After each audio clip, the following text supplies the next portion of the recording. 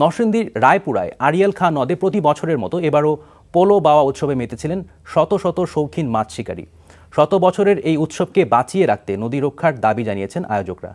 নরসিংদীর প্রতিনিধি বিশ্বজিৎ সাহার পাঠানো রিপোর্ট। উৎসবমুখর পরিবেশে এভাবে মাছ ধরার দৃশ্য খুব একটা দেখা যায় না এখন। তবে নরসিংদীর শিবপুরে প্রতি বছরের মতো এবারও আশ্বিন মাস থেকে অগ্রহায়ণ মাস পর্যন্ত বিভিন্ন জলাশয়ে চলে শৌখিন মৎস্য শিকারীদের পলো বাওয়া উৎসব। আমরা প্রতি বছরই আমরা এই নদী থেকে আসি, মাছ ধরি এবং আমাদের কাছে অনেক আনন্দ লাগে। আমি তো 40 বছর ধরে মাছ ধরি, ভালো লাগে। মাছ ধরতে গিয়ে একটা আনন্দ পাই। জেলার শিবপুরের আড়িয়াল খাঁ নদে এই পলো বাওয়া উৎসবে যোগ দিয়েছেন বিভিন্ন বয়সের কয়েকশো শৌখিন মাছ শিকারী। মাছ কম পাওয়া গেলেও এক একটি মাছ ধরার সাথে সাথে উল্লাসে মেতে ওঠেন সবাই।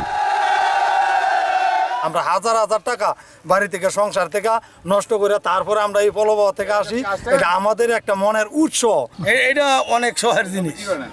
আমরা কেউ মাছ বিক্রি করি না, এই পাড়া প্রতিবেশী দিয়ে আমরা আত্মীয় দিয়ে মাছ পড়লে এমন আনন্দ হয়, আমার মনে হয় এর চেয়ে আর আনন্দ আর কিছুই নাই। শৈল, গজার, বোয়াল, আইর, টাকি সহ বিভিন্ন প্রজাতির মাছ ধরা পড়লেও নদী দূষণ সহ নানামুখী তৎপরতায় মাছের প্রাকৃতিক প্রজনন ক্ষেত্রগুলোর অধিকাংশই বিনষ্ট হয়ে গেছে।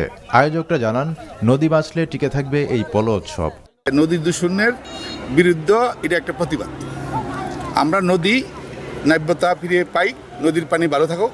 নদীর পানি ভালো থাকলে মাছ সবসময় থাকবে এবং এই ঐতিহ্য দিন দিন আগামী দিনে সেটা আরও সুন্দরভাবে এই উৎসবের মতো মানুষ মাছ ধরবে যদি আমার নদী বেঁচে থাকে।